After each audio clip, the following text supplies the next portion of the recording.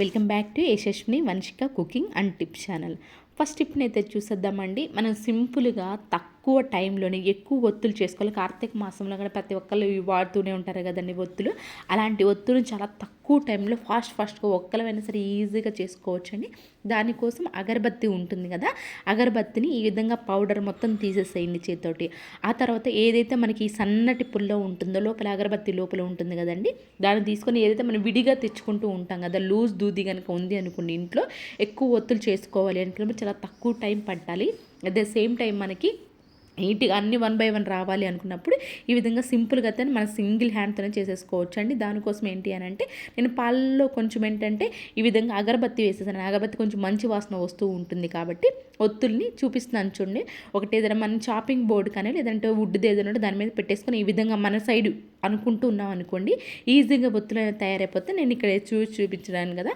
అగరబత్తి పాలు తడి చేసామనుకోండి, పాలలో వేయడం వల్ల ఏంటంటే అతుక్కుపోతూ ఉంటుంది. మనకి ఎక్కువ మనం విడిగా లూజ్గా చేసుకుంటున్నాం కాబట్టి, అంటే లూజ్ దూద్తో చేస్తున్నాం కాబట్టి మనకు త్వరగా ఏంటి అంటే విడిపోయే ఛాన్స్ ఉంటుంది. అలా కాకుండా ఈ విధంగా పాలతో కనుక చేసేసుకున్నామే అనుకోండి, సింపుల్గా మనకి అతుక్కుపోయినట్లే చాలా ఎక్కువసేపు విడిపోకుండా అయితే ఉంటుంది. అండ్ నెక్స్ట్ వచ్చేసేసి పువ్వొత్తులను కూడా కొంతమంది తయారు చేసుకుని చాలా రకాలు అయితే తయారు చేసుకుంటూ ఉంటారండి. బట్ నాకు తెలిసింది 2 టైప్స్ అయితే చూపిస్తున్నాను. దానిలో పువ్వొత్తులు కూడా ఉంటాయి. చాలా సింపుల్గా సేమ్ పాలలో ఏదైతే ఉంటుందో పాలలో మీరు కావాలంటే కొంచెం పౌడర్, మనకి ఏంటి అని అంటే కలర్ ఉంటుంది కదండి, కొంచెం పువ్వొత్తులు మనకు కొంచెం కలర్ఫుల్గా కనిపించాలంటే ఈ విధంగా పౌడర్లో కానీ ఏదైనా మీ ఇంట్లో పౌడర్ అవైలబుల్లో ఉంటే రెడ్ కలర్లో ఉంటే అది లేదు అంటారు. నేను ఆరెంజ్ ఫుడ్ కలర్ ఉంది కాబట్టి దానితో కలిపేసేసానండి.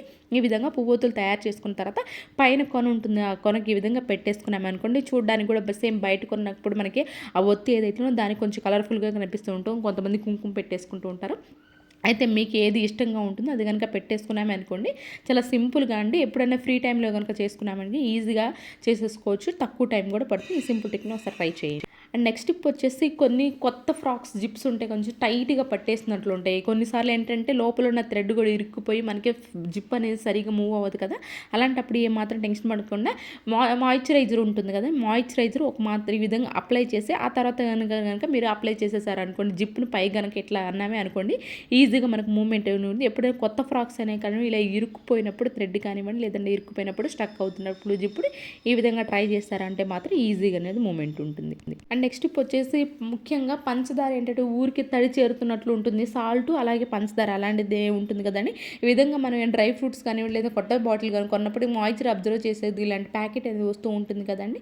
దాన్ని కనుక ఎవరికైనా రిపీటెడ్గా సాల్ట్లో కానివ్వండి షుగర్లో కానివ్వండి తడి చేరుతూ ఉంటుంది. అలాంటి వాళ్ళు ఈ ప్యాకెట్ కనుక వేసుకున్నారనుకో మనకి ఏదైతే మీకు రిపీటెడ్గా మాయిశ్చర్ అబ్జర్వ్ చేసే ప్యాకెట్ కాబట్టి అది అబ్జర్వ్ చేసుకుంటుంది, మాయిశ్చర్ అనేది చేరకుండా అయితే ఉంటుంది. ఐ హోప్ ఇదైతే నచ్చిందని. నచ్చదనుక ప్లీజ్ ఒక లైక్ చేసి నా ఛానల్ సపోర్ట్ చేయండి, నాకు మోటివేషన్గా అయితే ఉంటుంది. నెక్స్ట్ టిప్ వచ్చేసి ఎంతో కాస్ట్ పెట్టి ఇలాంటి వర్కులు బ్లౌజులు చేయించుకుంటూ ఉంటాం. అయితే కొంతమంది స్వెట్ ప్యాడ్స్ అయితే వాడుతూ ఉంటారంటే ఇన్ కేస్ మీకు స్వెట్ ప్యాడ్స్ అవైలబుల్లో లేవు అనుకోండి, అప్పటికప్పుడు ప్రతి ఒక్క లేడీస్ ఉపయోగించే వాళ్ళు కదా ఇలాంటి శానిటరీ ప్యాడ్స్ ఉంటూనే ఉంటాయి. మీకు స్వెట్ ప్యాడ్స్ అవైలబుల్ లేకపోయినా లేదంటే స్వెట్ ప్యాడ్స్ కొంతమంది కొనడం ఇష్టం లేకపోయినా కానివ్వండి, రిపీటెడ్గా మనకి స్వెట్ ఎక్కువగా ఉంటుంది, అలాగే ఇలాంటి వర్కుల బ్లౌజులు త్వరగా పాడైపోతాయి అనుకుని వాళ్ళు ఎవరన్నా ఉన్నారంటే ఈ విధంగా శానిటరీ ప్యాడ్స్ ఉంటాయి కదండి, శానిటరీ ప్యాడ్స్ని ఈ విధంగా హాఫ్ కట్ చేసి ఒకటే హాఫ్ కట్ చేసి ఈ విధంగా బ్యాక్ సైడ్ ఎక్కడైతే అండర్ ఆర్మ్స్ ఉంటుందో అక్కడ కనుక ఈ విధంగా అటు సైడ్ ఇటు సైడ్ సేమ్ ఎలా అయితే స్వెట్ ప్యాడ్స్ పెట్టుకుంటూ ఉంటామో ఆ టైంకి మనకి అవైలబుల్ లేనప్పుడు ఈ విధంగా మనకి శానిటరీ ప్యాడ్ని కూడా యూజ్ చేసుకోవచ్చు అండి. ఎప్పుడైనా సరే కానీ మీకు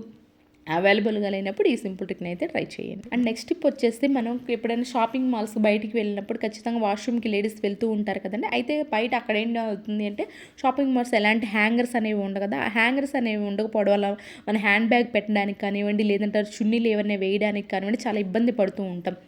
మీకు హ్యాండ్ బ్యాగ్ తీసుకెళ్ళేటప్పుడు ఈ విధంగా ప్లాస్టిక్ కవర్ ఉంటుంది కదా, ప్లాస్టిక్ కవర్ ఒక హ్యాండ్ బ్యాగ్లో కనుక పెట్టేసుకున్నామే మంచిగా ఫోల్డ్ అయిపోతుందిగా, ఎంత పెద్ద ప్లేస్ కూడా ఆక్యుపై చేయదుగా, చిన్నగా ఫోల్డ్ చేసి కనుక పెట్టేసుకున్నాము అనుకోండి, ఈ విధంగా మనం డోర్ పైన వేసేసుకొని డోర్ గడి పెట్టేసుకున్నాం అనుకోండి, చున్నీలు వేసుకోవడానికి అదే సెవెన్ హ్యాండ్ బ్యాగ్ ఉంటుంది కదండి, హ్యాండ్ బ్యాగ్ 2 సైడ్స్ ఇలా వేసుకోవడానికి కూడా ఇబ్బంది లేకుండా అయితే ఉంటుందండి. ఏంటి అంటే బయటకు వెళ్ళినప్పుడు చున్నీలు ఎక్కడ పెట్టాలో మనకు అర్థం అవ్వదు, ఇలా డోర్స్కి వేసామనుకోండి డోర్ మనకు పట్టకుండా ఉంటుంది. అలా కాకుండా ఈ విధంగా మనం పెట్టి కనుక పెట్టేసాము అనుకోండి ప్లాస్టిక్ కవర్ని. ఈజీగా మనకి ఎక్కువ స్పేస్ ఆక్యుపై అవ్వదు. అలాగే మన బాత్రూమ్కి ఎవరైనా ఇబ్బంది పడుతూ ఉన్నారంటే ఆ విధంగా చున్నీలు పెట్టాలి, ఇబ్బంది పడుతుంది. ఇది కూడా చాలా బాగా అయితే వర్క్ అవుతుంది. ఒకసారి ట్రై చేయండి. అండ్ నెక్స్ట్ టిప్ వచ్చేసి వెట్ వైప్స్ ఉంటాయి కదండి. వెట్ వైప్స్ కొన్నప్పుడు అయిపోయిన తర్వాత వెట్ వైప్స్ది ఈ విధంగా నీట్గా తీసేసేయండి. చాలా జాగ్రత్తగా తీసారంటే గమ్ అనేది కూడా ఉండిపోతుందండి. ఎప్పుడైనా కిచెన్లో మనం వర్క్ చేసుకునేటప్పుడు, లేదంటే పిల్లలకైనా ఆన్లైన్ క్లాసెస్ ఉన్నప్పుడు కానీ స్పెషల్గా స్టాండ్ అనేది కొంటూ ఉంటారు కదా అండి. అలా అవసరం లేకుండా సింపుల్గా దీన్నే మన స్టాండ్లో ఉపయోగించి అడుగునే ఏంటి అంటే నేను కేక్ వచ్చినప్పుడు అలాంటిది అడుగున ఉంటుంది దానిపైన పెట్టేసేసి కిచెన్లో మనం వంట చేసుకున్నప్పుడు ఏదైనా వంట చేస్తూ ఉంటాం కదా, అలాంటప్పుడు కూడా దీన్ని ఉపయోగించుకోవచ్చు. లేదంటే పిల్లలు ఆన్లైన్ క్లాస్ జరిగేటప్పుడు కూడా అటు ఇటు మూవ్ చేయడానికి అట్ ద సేమ్ టైం మంచి హోల్డర్ లాగా అయితే ఉంటుందో. ఒకసారి ట్రై చేయండి ఎవరికైనా యూస్ఫుల్గా అనిపిస్తే. నెక్స్ట్ టిప్ వచ్చేసి ఒకసారి మనం బయట నుంచి తెచ్చుకున్న మసాలా పౌడర్లు కానివ్వండి, లేదంటే రసం పౌడర్లు కానివ్వండి, లేదంటే సాంబార్ పౌడర్లు కానీ డబ్బాల్లో కనుక పోసేసామనుకోండి మనకు కన్ఫ్యూజ్ అవుతాయి ఏది సాంబార్ పౌడర్, ఏది రసం పౌడర్, ఏది మసాలా పౌడర్ అని.